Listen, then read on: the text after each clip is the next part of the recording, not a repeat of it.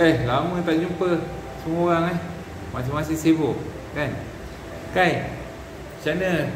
Apa yang perkembangan terbaru sekarang? Lama tak dengar cerita juga. Biasa lah bang.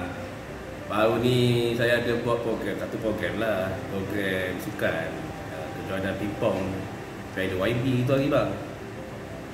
Alhamdulillah, penyertaan pun alhamdulillah lebih kurang satu orang lebih. Kita pun bajet pun alhamdulillah kira program tu berjaya lah bang. Ada yang minta lagi program tu buat lagi bang. Tu yang saya ingat lepas ni dalam perancangan lah tu, insyaAllah kita akan buat lagi lah program-program sukan macam tu. Alah bang, kita hari POM pun ada buat program. Cerita sikit program apa yang buat kita hari? Nanti buat aktiviti bantuan untuk orang tua. Lepas tu adalah sumbangan sikit, bagi bantuan dekat orang tua, mereka sunyi, pergi buat bantuan satu rumah, bagilah bantuan pamper ke, susu ke, apa yang keperluan lah untuk orang tua. Sponsor dengan bajet awak dapat mana? Tolonglah bagi link kat kita orang ni. Boleh share-share apa semua. Boleh je, tak ada masalah pun. Kita tolong-tolong lah antara satu sama lain. Program NGO abang macam mana pula? Ceritalah sikit. Abang biasalah musim Covid ni. Geng-geng abang, NGO abang banyak terlibat dengan program yang tu ni asnaf, hantar bantuan makanan, bantuan pakaian adalah. Tapi bantuan makanan banyak sebab kita dapat banyak sumbangan daripada luar. Tapi itulah masalahnya,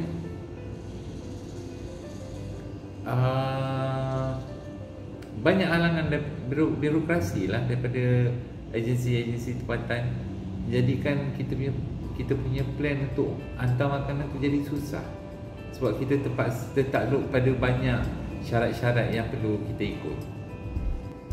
Okey kot bang, sebab mungkin kerajaan tak nak apa tu penularan wabak Covid. Sebab tu SOP ketat apa semua. Halangan birokrasi macam mana pula maksud abang? Bagus ni ceritanya. Pernah dengar tak Jawatankuasa Bencana Daerah? Jawatankuasa Bencana Daerah ni adalah satu jawatankuasa yang berpusat di pejabat tanah, dipengerusikan oleh pegawai daerah. Apa yang dilakukan oleh jawatankuasa ni adalah jawatankuasa ni lah yang bertanggungjawab dalam memastikan susunan kerja untuk kerja-kerja membantu bencana dilakukan. Akan tetapi kadang-kadang nak kata lebih sudu pada kuah pun mungkin terlampau. Mereka adalah satu jawatankuasa yang dibentuk bukan sahaja di peringkat daerah. Mereka dibentuk bermula daripada peringkat pusat, peringkat negeri hingga ke peringkat daerah. Dan tujuan mereka ditubuhkan adalah untuk membantu dalam keadaan-keadaan bencana berlaku. Biasa juga dengar sebelum ni. Bagi memahamkan fungsi jawatankuasa ini dengan lebih mendalam, harus difahami terlebih dahulu hubungan organisasi dan individu yang terlibat bagi memastikan peranan jawatankuasa ini wujud. Sebenarnya untuk memastikan kejayaan melaksanakan peranan-peranan ini, ianya pasti melibatkan kuasa yang tak dapat lari daripada keterlibatan organisasi politik. Dalam arti kata lain, kita harus fahami sebenarnya wujudnya jawatankuasa tindakan bencana peringkat daerah atau peringkat negeri atau pelbagai tingkat ni adalah sebenarnya bermula pada inisiatif kuasa politik bagi tujuan-tujuan untuk mencapai objektif yang mereka inginkan. Apa bang? Hubungan manusia dan organisasi? Saya tak berapa faham ni bang. Okey, Naim.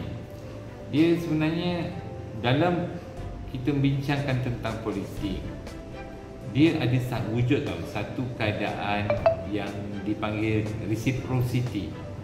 iaitu dia mewujudkan rasa obligasi dan hutang budi. Okey. Ini rasa terhutang budi dan obligasi ni dapat dilaksanakan dengan membentuk satu hubungan dan tindakan. Okey. Tindakan yang dimaksudkan adalah tindakan-tindakan yang dilakukan oleh organisasi dalam menjaga hubungan antara mereka. Bukan antara organisasi, antara organisasi dan juga antara manusia.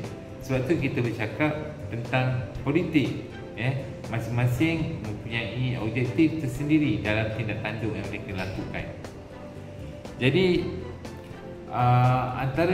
antara peranan-peranan yang diambil kira adalah pada dasarnya apabila secara teorinya kita memahami bahawa setiap manusia secara natural ada rasa prihatin dan ingin membantu, dan mereka yang dibantu pula in return akan ada perasaan untuk terhutang budi dan mengingati apa yang pernah dilakukan. Jadi inilah sebenarnya yang kita maksudkan hubungan antara manusia dan organisasi yang wujud melalui penubuhan Jabatan Pengurusan Bencana ni. Jadi di Malaysia, Jabatan Pengurusan Bencana telah diwujudkan oleh pihak kerajaan bagi memastikan setiap bencana dapat dikendalikan dengan baik dari masa ke semasa. Diuruskan oleh Jawatankuasa Bencana ke bang? Sebenarnya Jabatan Pengurusan Bencana ni telah diwujudkan oleh pihak kerajaan untuk memastikan setiap bencana dapat dikendalikan baik dari semasa ke semasa.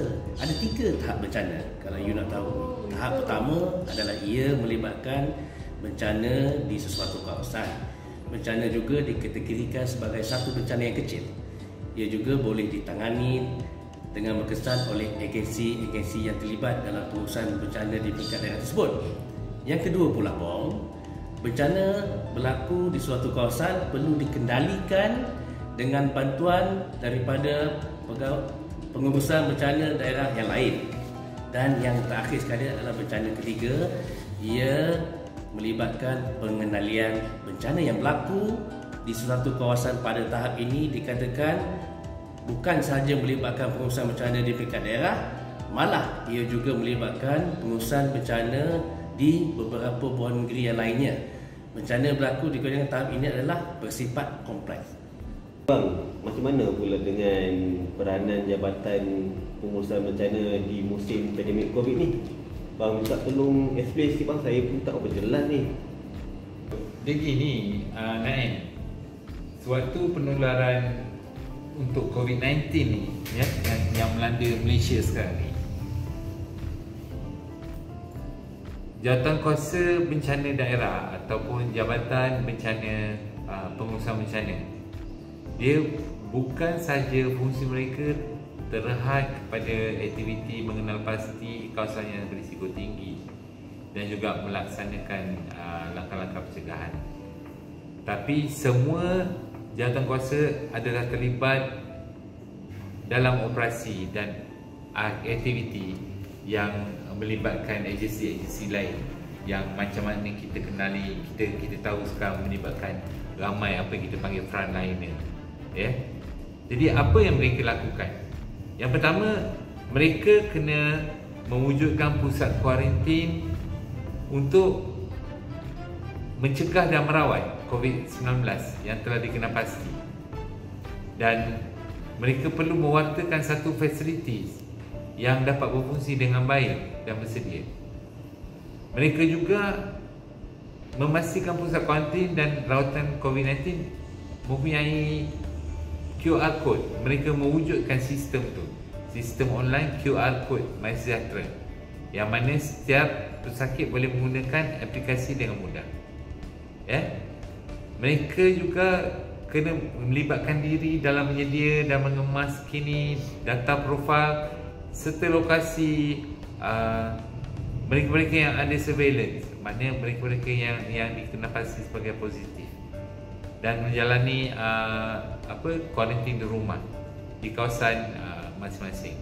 Daripada itu juga jawatankuasa ni dia perlu bekerjasama dengan agensi-agensi lain seperti Pejabat Kesihatan Daerah, Kementerian Kesihatan Malaysia, hospital, balai polis dan Jabatan Kebajikan Masyarakat bagi memastikan kerjasama dan komunikasi yang baik untuk memastikan tindak balas agensi, anggota agensi dan perkongsian maklumat serta data dari lapangan lebih mudah untuk diperolehi dengan tepat. Jadi apabila koordinasi ini diuruskan oleh satu agensi di pusat yang kita namakan pengurusan bencana negeri, Jabatan Pengurusan Bencana. Jadi semua aktiviti pengurusan bantuan yang melibatkan badan sukarela perlu melalui pusat kawalan. Ini yang selalu jadi masalah sebenarnya. Jadi sebab mereka perlu lakukan supaya macam Naim cakap tadi, sebab dia nak mencegah, macam Naim katakan tadi, supaya tak ada pihak yang menyalahgunakan kuasa ataupun terlepas pandang atau terleka dan menjadi penyebab untuk penularan seterusnya. Jadi untuk kita simpulkan segala-galanya, melalui jawatankuasa bencana yang telah diwujudkan, kuasa politik yang memerintah telah mewujudkan satu persepsi bahawa Malaysia adalah merupakan sebuah negara yang sangat prihatin, di mana ini dibuktikan melalui penumbuhan jawatankuasa bencana di setiap peringkat, iaitu di peringkat negeri, di pusat, di peringkat negeri dan juga di peringkat daerah. Jadi penumbuhan jawatankuasa bencana mengikut pada peringkat dan peranan yang tersendiri itu membolehkan tindak balas terhadap bencana yang sedang melanda dapat dilaksanakan dengan lebih cepat.